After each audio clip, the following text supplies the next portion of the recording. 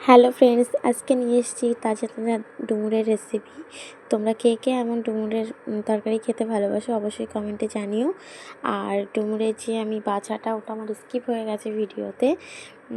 আর এটা আমি আমার আম্মা মিলে মানে গাছ থেকে পেড়ে নিয়ে এসেছিলাম। আর ডুমুরটা আমি ঠিক চামচ দিয়ে ভিতরটা গোল গোলভাবে ঘুরিয়ে ঘুরিয়ে দানাগুলো ফেলে দিয়েছি। আর তোমরা অবশ্যই দেখতে পাচ্ছ যে কতটাই ক্লিন এসছে।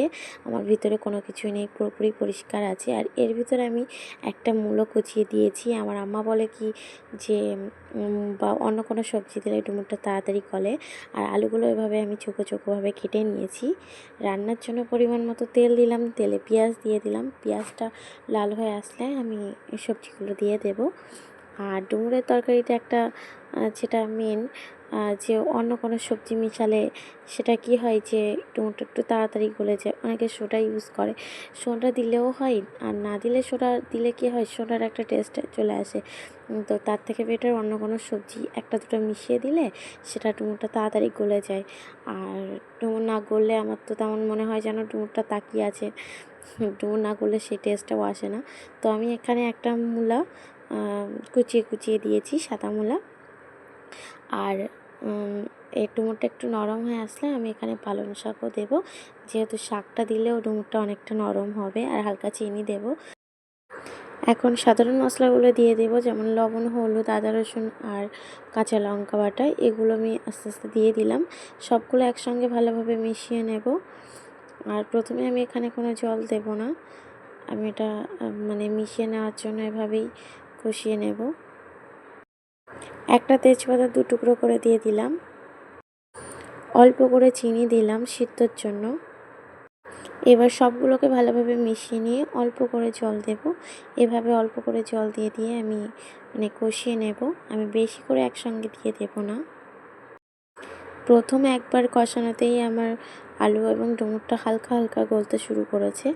এরপরে আমি পালং শাকগুলো দিয়ে দেব। এখানে আমার শাকের পাতাটা একটু বেশি আছে, আর সেই কারণে আমি ভালোভাবে নাড়তে পারছি না। তো আমি এভাবেই ঢাকা চাপা দিয়ে রেখেছি। আর শাকটা নরম হয়ে এসছে, এবারে আমি ভালোভাবে মিশিয়ে নেব। শাকটা প্রথমে বেশি ছিল, তার কারণে আমি নাড়তে পারছিলাম না। শাক এবং ডুমুরটা অনেকটাই আমার নরম হয়ে এসছে।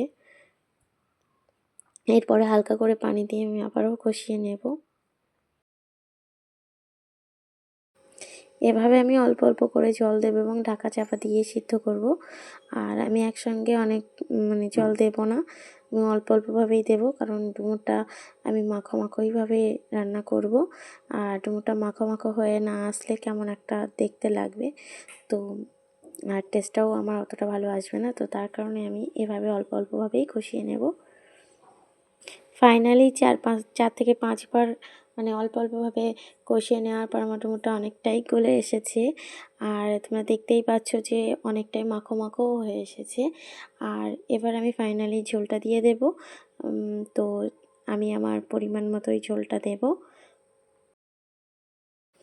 ঝোলটা দেওয়া হয়ে গেছে। আর এবারে আমি যে মাছগুলো ভেজে রেখেছিলাম, তো সেগুলো দিয়ে দিলাম। একের পর এক মাছগুলো দিয়ে দেব। আর তোমরা চাইলে এই রেসিপিটা চিংড়ি মাছ দিয়েও রান্না করতে পারো।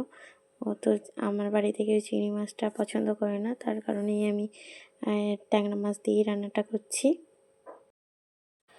ফিরে আসলাম ঝোলটা কমে আসার পর। আর এখানে তোমরা যে যেমন ঝোল রাখবে সেই হিসাবেই মানে সেই হিসাব মতোই রাখবে। তো আমি হালকা হালকা ঝোল রাখতে চেয়েছি, তো তার কারণে এভাবে আমি বন্ধ করে দিয়েছি ওভেনটা। তো দেখো তার ডুমুরটা কতটা মাখো মাখো হয়ে এসছে। আর এটা আমি একটু বাটিতে মানে দেখালাম তোমাদেরকে কেমন লাগছে। তো তোমরা বুঝতেই পারছো আমার ডুমুরটা কতটা গলে এসছে। আর এর আগে আমি একবার আমার এক চাচিমার কাছ থেকে এই ডুমুরের তরকারি খেয়েছিলাম। তো সে রান্নাটা ভালোই লেগেছিলো, কিন্তু ডুমুরটা তেমন গলেনি। ডুমুরটা গোটা গোটা হয়ে আছে, তো তার কারণে আমার যেন তেমন লাগেনি। বাট তার তুলনায় আমার ডুমুরটা অনেকটাই গলেছে। আর খেতে সত্যি বলতে, আমি রান্না করেছি তার জন্য নয়, সত্যি বলতে খুবই সুস্বাদু হয়েছে। তোমরা একবার খেলে অবশ্যই আমার নাম করবে। এটা আমি আমার রেসিপি, তার জন্য নয়, এটা যেটা সত্যি তো সেটাই আমি বলেছি। তো আমার ভিডিওটি তোমাদের কেমন লেগেছে অবশ্যই কমেন্টে জানিও। আর তোমরাও আমার মতো একটু রেসিপিটা ট্রাই করো বাড়িতে। Please like, comment, share and subscribe করে প্লিজ আমাকে একটু সাপোর্ট করো। আর আজকের ভিডিওটা দেখার জন্য থ্যাংক ইউ। তো আজকের ভিডিও এই পর্যন্ত।